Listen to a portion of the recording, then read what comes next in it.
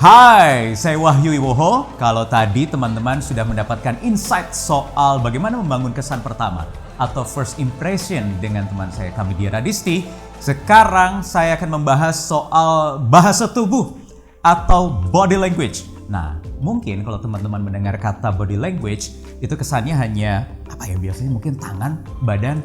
Enggak, bukan.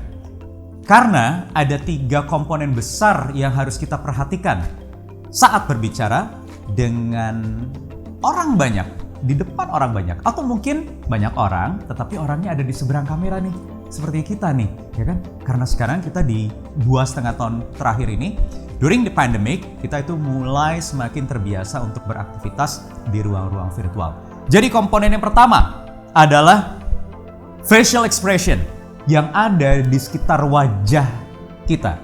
Kemudian yang kedua adalah body gesture, termasuk hand gesture yang ada di badan.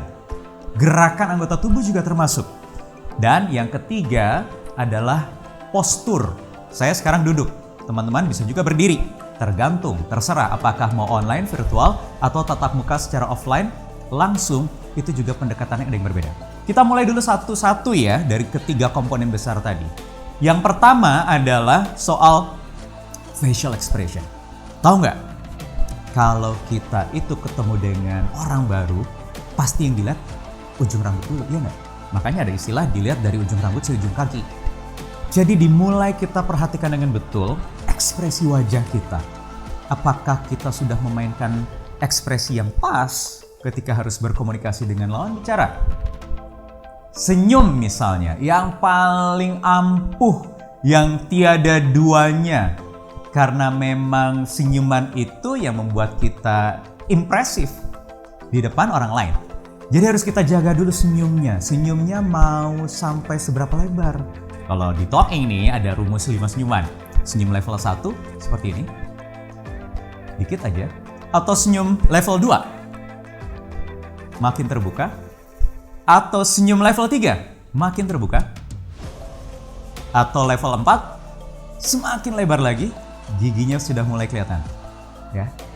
Atau level 5, ketawa kalau level 5. Udah manis belum senyum gue ya? Pegal, memang tersenyum itu membuat otot-otot yang ada di sekitar pipi kita itu pegal, terkontraksi gitu. Tetapi itu harus dilakukan. Itu harus menjadi template teman-teman mulai detik ini juga.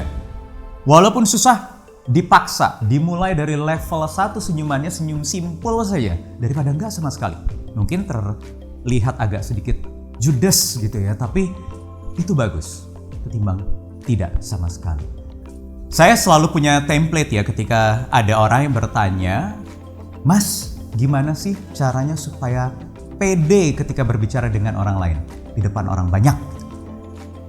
Rumus pertama dari saya adalah saya akan minta orang itu coba berdiri di depan banyak orang, jangan ngomong dulu selama 10-20 detik, tersenyumlah. Senyum dulu, diam tapi senyum, seperti ini. Sambil tatap mata lawan bicaranya.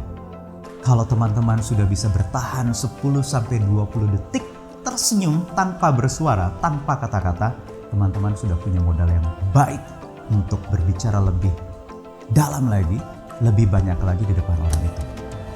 Karena senyuman itu membawa banyak manfaat. Bisa menunjukkan bahwa kita punya good mood, kemudian bisa menunjukkan citra diri yang positif, image pribadi yang positif, dan juga kita secara tidak disadari, kita akan mengajak orang lain juga ikut tersenyum. Nah, sekarang kita masuk ke body gesture. Body gesture itu yang membuat kita juga semakin impresif. Setelah tadi dari atas, kemudian biasanya di detik-detik awal, kurang dari 1 detik bahkan. Misalnya ketika teman-teman baru melihat sosok baru, orang baru yang benar-benar baru dikenal gitu ya. Pasti langsung lihat, bajunya gimana ya? Pakaiannya seperti apa ya? Dan bukan hanya pakaiannya saja, tetapi gesturnya. Ketika salaman tadi, hand gripnya apakah memang cukup kencang? Atau terlalu kendor? Atau bagaimana? Apakah yang hangat salamannya? Di situ kita sudah mulai diukur hand gesture kita, body gesture kita semua secara keseluruhan. Apalagi ketika kita berbicara. Dari tadi mungkin dari detik 0001 gitu, detik pertama YouTube ini mulai teman-teman saksikan, tangan saya langsung bergerak. Sampai sekarang terus bergerak. Kenapa? Untuk menunjukkan bahwa saya memberikan penekanan yang cukup terhadap kata-kata secara verbal yang saya keluarkan, dibantu dengan gerakan-gerakan nonverbal lewat body gesture atau hand gesture ini. Jadi harus disampaikan message-nya secara paralel lewat mulut dan lewat gerakan anggota tubuh. Termasuk misalnya ketika teman-teman memberikan ada poin khusus gitu ya, poin penekanan yang penting nih, hal penting. Analoginya gini, teman-teman lagi mengetik naskah, bikin skrip, bikin paragraf, mau nulis words deh, MS Words lah, katakan yang paling umum ya, di Words gitu ya. Ketik, ada poin penting teman-teman underline, atau teman-teman bold, atau teman-teman italic, miring. Atau mungkin kalau sudah di print out di kertas di stabilo. Nah, itu artinya kita memberikan penekanan bahwa ada hal penting yang harus dijadikan concern oleh pembaca. Sama ketika kita berbicara secara verbal ini, bahasa-bahasa non-verbal yang hadir dari tangan, dari badan, itu juga fungsinya adalah memberikan penekanan. Misalnya, tuh, saya lagi ngomong, misalnya, saya memberikan penekanan khusus pada kata misalnya. Misalnya, tangan saya bergerak nih.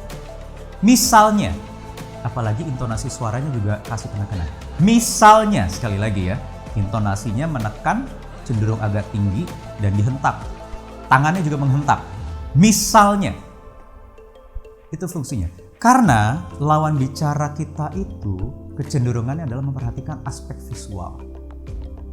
Teman-teman mau ngoceh, ngalor ngidul gitu ya, kalau kata orang Jawa, mau berbusa mulutnya, udah capek ngomong sejam, gak akan sampai dengan baik message-nya kalau tanpa disertai oleh body gesture atau hand gesture.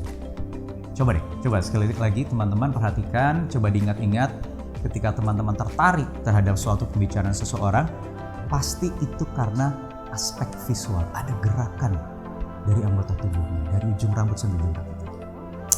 Oke, sekarang kita masuk lagi ke postur. Bagaimana membawa postur tubuh yang baik ketika berbicara? Berdiri yang tegap, posturnya juga lurus badannya. Kalau misalnya dari samping mungkin kelihatan tegap bidang. Ya. Jangan bungkuk. Kalau bungkuk, kesannya lemah, lesu, gak bersemangat, gak pede. Nah, yang paling penting itu kan pede ya. PD kita itu yang kemudian diukur detik-detik awal. Jadi kita harus tegap, seperti tentara. Kalau kita ngeliat tentara itu mereka kelihatan sekali PD-nya karena badannya tegap, badannya bidang kekar. Bajunya juga bagus begitu, body fit. Enak, PD, apalagi ngomongnya tegas. Nah kita harus seperti itu. Kaki dibuka agak sedikit lebar, tapi jangan terlalu lebar. Kuat kuda-kudanya, seperti orang bela diri, kuda-kudanya kuat. Itu memang penting karena untuk menopang tubuh kita. Supaya ketika kita bergerak anggota tubuhnya enak. Kalau misalnya teman-teman harus berbicara dan areanya agak sedikit lebar, bahkan boleh sambil berjalan. Itu akan lebih baik. Coba misalnya teman-teman nonton video presentasinya Steve Jobs misalnya waktu masih ada pastinya kan ya. Ketika dia mempresentasikan produk barunya Apple, itu sambil jalan. Banyak motivator, Mario Teguh mungkin, atau yang baru-baru yang muda-muda kalau lagi tampil perform di stage, pasti sambil bergerak. Itu juga bisa memberikan rasa nyaman kita ketika menyampaikan message. Nah kalau duduk bagaimana? Lagi online meeting, duduk yang tegak. Agak cenderung mendekat ke monitor atau ke layar, atau ke mata kamera, lensa kamera. Mau pakai laptop, mau pakai tablet, mau pakai smartphone, apapun.